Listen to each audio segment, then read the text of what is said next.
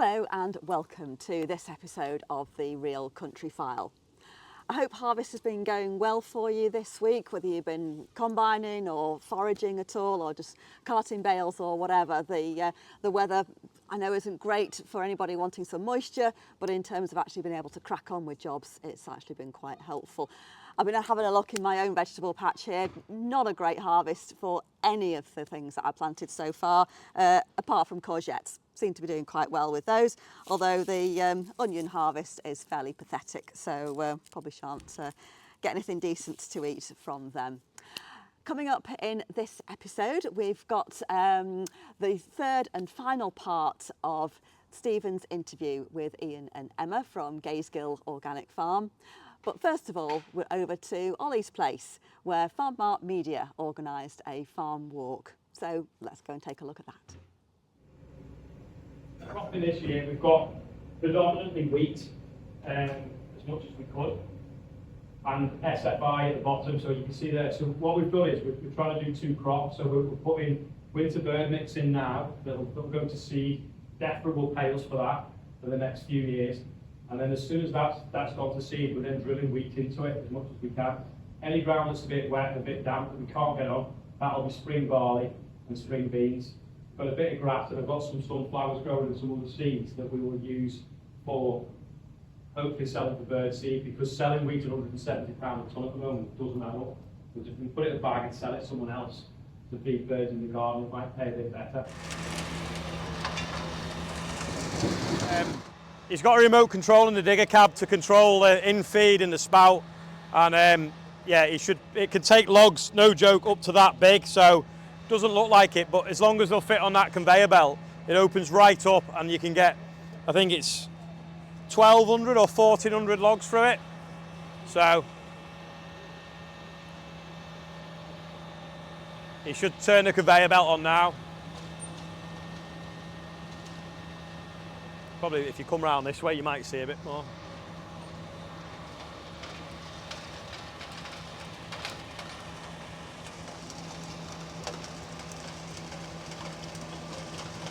So its bed takes it in, and there's a massive rotor about that high with 5 blades on it, right, about that big, and then they spin round and just bang, bang. Like a forage harvester? Yeah, pretty much, but yeah. Against a handbill, yeah. Right.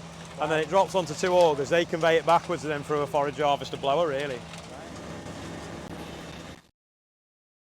This store's the one that we fit wheat in. We fit about 2,000 tonne in, so that pile behind you is wet and sort of needs cleaning. It's got quite a lot of chaff in it because we've had what you call secondary tillers this year, because it didn't start raining until about 5 weeks ago. The wheat suddenly decided to throw another tiller up and put another seed head on that didn't really have much grains in it, but it was very hard to thrash, so we just cleared the fields and that'll go through the dryer, that'll clean it out. That pile's been through the dryer. The bushel weights on some have been really high and some very low, which is how heavy a litre of it weighs. It has to be over 72 to sell it, and some of the later sown stuff that's had no moisture is a bit rubbish. But by the time it's gone through the dryer and got clean, it looks a lot nicer and it's meeting spec. The other side that we'll go around and have a quick look at, that's got the milling wheat in. There's some wheat in this dryer now, and through my phone I can actually empty the dryer. But luckily I've come in here because someone's parked the telly and run away where it's going to empty to. So I was like, oh, watch this, but I can't do it, so without moving that. But yeah, well, maybe I'll get Morgan to move that while we do it. If you see them water pipes there, them silver pipes, they're bringing hot water from the boiler behind that wall, and the grain dryer runs off hot water. So you've got solar panels on the roof, you can sort of see them covering the skylight. So the electric's running off them, and the hot water is powering the heat to dry the grain. You could say that I'm like gone all Ed Miliband, but it's not. It was the right thing to do at the time. We were getting paid for producing the electric, and we were getting paid to dry the wood chip with solar, with the wood chip with renewable energy, so that's why the whole thing works. This is one of the drying sheds, so at the moment we're drying some wood shavings for plats that do animal bedding, so I don't know whether they pack that or it goes loose to cows. Then the other side's got some wheat that we were drying the other week. So the floor's basically metal with little holes in it, 1.2mm holes, and we force hot air up through the wood chip and through the wheat to dry it. So this went on the other day and it'll be dry in a couple of days. The moisture basically rises to the top first, and then it's all left it. So we've got an air tunnel down the middle, that concrete tunnel. We're forcing hot air down it and then up through the floor, and we can control it by opening rubber flaps, whether we want the air to go under that floor or this floor, or we can shut a door and just isolate this shed completely and just dry wood chip the other side. So we'll go round and we'll have a quick look at the boiler.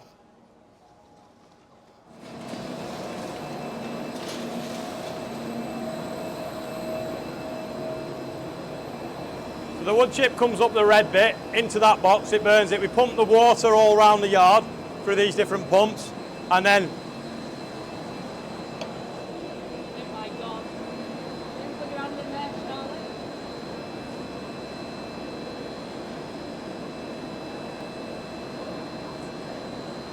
yeah, so it just runs 24/7 because we're either drying grain or drying chip. So I need another door, and then you can do a full circle. Yeah, I didn't realise we could. Yeah. That's what happened before. Everyone piled in, and I was like, Yeah, yeah, you've got to turn you've around. all got to turn around now. Right, so that's the sprayer, and that's the drill. So that's 12 metres, that's 36. So 3 passes with that is equal to this. And then the combine is also the same width as the drill. So we always drive in the same place in the field, so that when we have to move soil, sometimes we don't have to move very much. We only have to move where the wheelings have been.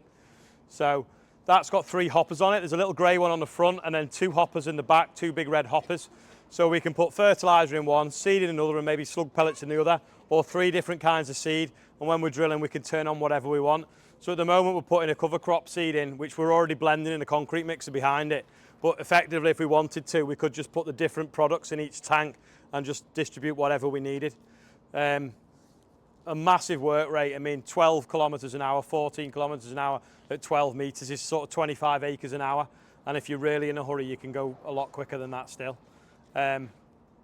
Hellish bit of kit, but like, I think the first one was 125,000 and then that one was 170,000. Everything's just gone up and up and up. And even the sprayer now is over 300,000.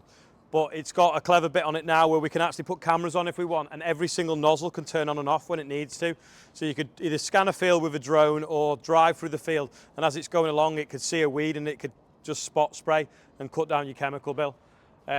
So we've kind of future-proofed it by putting them nozzles on. They're all controlled electrically, and you think you fill it full of water, and then you've got electrics. You know, we don't know how long it'll last, but apparently the technology's been out for a bit now, and it seems to work.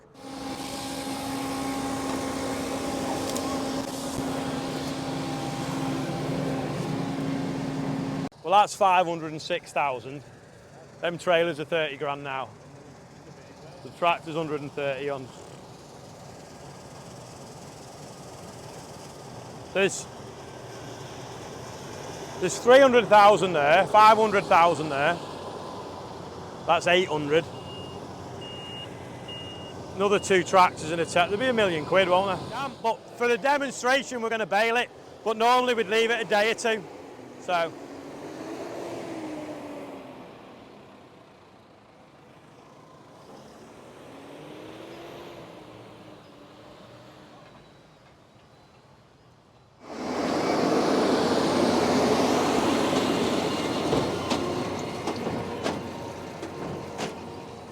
It's a bit damp, but we're baling now as well.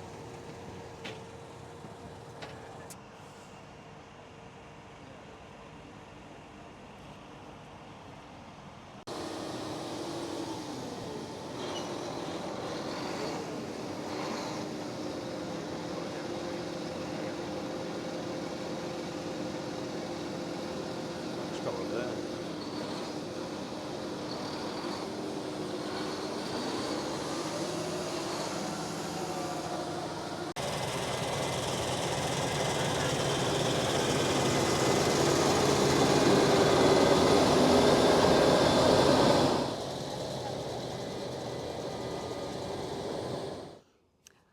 Thanks, Ollie. Really great to have a look around your farm, and thank you very much to everyone who came along.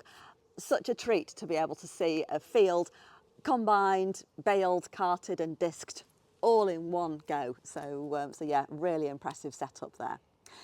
If you'd like to go on the next Farm Mart Media event that we've organised, it's the last one of the year, and it's actually looking around a beef farm in Lancashire. Speaking of Lancashire, that's where we're headed next, to the third and final part of Stephen's interview with Ian and Emma, who are dairy farmers from that county.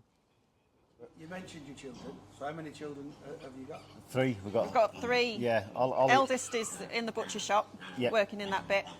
Izzy has just started an apprenticeship in the restaurant. She's doing apprentice chef, and she's front of house as well, but yeah. she's learning another part of the business.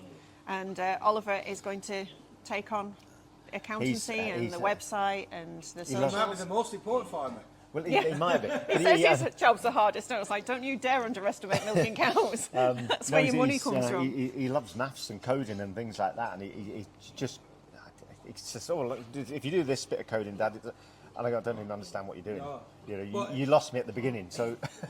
So it, the thorny issue of succession, which is perhaps the least talked about dinner table amongst family conversation. Yeah. We thought we'd been through it. We've sat there for years and redone wills as we've gone through, and it's always been coming to me, and you can't predict when the old chap drops off his twig. Yeah. I think The fight that then comes. Yeah. So that's now then. That's now. That's happening okay, now. so I was kind of meaning for you, the next generation, but actually you're now, because sadly we've lost your father recently. Yeah. So you're now going through that. Well, it's making sure that the succession that was there is stuck to, because it's amazing how suddenly things change. There's a saying, isn't there? Where's a will, there's a family. And all of a sudden, people come out of the woodwork and you think, well, we didn't see that coming. But, it's under control. We're getting there. But I guess what's your advice then? That's key, I think. have the conversation. Start the conversation. It's the most difficult conversation you'll have. Get the paper trail. We had a group, we had a group of young farmers here a couple of weeks back, and we were talking about succession and diversification. And I said my biggest message is if you're sat there at home, sit around the table, have the conversation. You've got to start the conversation. It won't end there, and it will rumble on. It will be the most difficult conversation you probably have as a family. But each generation has got to accept that one's going to have to pass it on and the other's going to have to take it on, or other arrangements need to be made. But yeah, I think We took the farm on. No one had wanted it. Brother and sister, far older than me. Place was falling down. It's been here in our family for a long time. I either took it on or it was sold, and it wasn't going out on me. So no, it's we should have had a valuation at that point, because we've now got a farm that's not falling down. We've got concrete. We've not got mud. We've got drains. buildings, Yeah. got roofs So that your don't first leak. piece of advice then is Get valuation. Get that valuation. Before Yeah. you take that Data. farm on. It costs money, but it's worth it. Yeah. Because we've increased the value so much. Really, if anyone comes back, it was the value when I took it over that Yeah, you've got a claim on, not the value it is now. Yeah, I think it's having the conversation, but also just reminding each other of that conversation at points along the journey, because as people get older, they don't always remember things. Yeah. They don't. So you just keep it current. It needs to be a current, Yeah, dementia comes along and fluid conversation. they don't know they've got dementia. And Yeah. it's harsh. Yeah, it is. It's but it is. The advice is to have the conversation. You've got to have the conversation. We've got enough of a paper trail, we'll be okay. It's just very stressful while it's happening. Well, I think it's great advice that you're giving to hundreds of farmers who, through the inheritance tax, will be thinking about lots of succession and what, and it's a real Especially pivotal now. time now, isn't it? Especially now, you've got to do, and there's people calculating. Will my parents last 7 years if they sign it over to me now? What an awful bloody conversation to have. It is, and back to suicide rates, because people are having that really awkward conversation and thinking, well, I won't last 7 years. I'm probably best off dying this year. Yeah, what a terrible, state of affairs we've I know, and farming's not an easy job anyway. You get up at the crack of dawn, it's always blooming raining. Well, you said Farmer's Guardian, Emily, and said, Emily can you find me a farmer in their 80s that can talk about the VE VE Day and how they dealt with the celebrations. I just went, it's the wrong sector. We don't get that. Most of them have gone by that No. point because they've worked themselves to the bloody bone. It's a dangerous job. I'm determined though we'll end on a bit of joy. Yeah. So when are you planning on haymaking? Because you don't silo, do you? No, we're early. I've got an itch to She's go. getting itch, but it's too early. I've got a couple of meadows that have got some thistles in them. They need taking out. So yeah, we'll do as those soon as first. it gets warm. We'll do those first and scratch that itch, and then really we're on to probably August for the main, especially It's the late. biological heritage It sites. didn't rain, where- did it? So everything's just a bit behind. Yeah, But it's the flowers are coming in now, so I'm happy. Well, I'm going to say I'll make a smile on your face. So the Yeah. curlews will have fledged, they're nested and fledged. yeah. Oh, yeah. we're doing L plates going round now. Yeah, Desperate yeah, parents. flying lessons, which is fantastic because it first curlew arrives on the 13th of February this year, and it goes on the calendar every year. You know, the first curlew you hear when the swallows come back and the swifts come back, and I think that's really.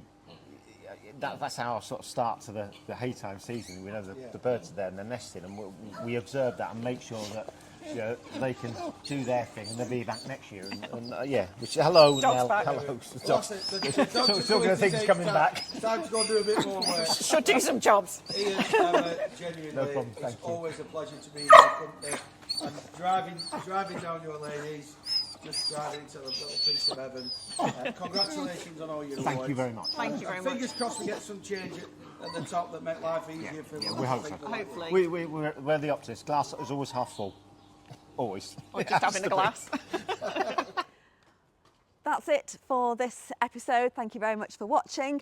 Before I go, we'll just remind you to head over to the Farm Mart Media website if you're looking for either machinery to buy and sell. There's some great deals on there. Or if you're looking for any job vacancies to post online. It's free to upload any job details or machinery or equipment there as well. So go and take a look after you've finished this video. So thanks for watching, and we'll see you next time.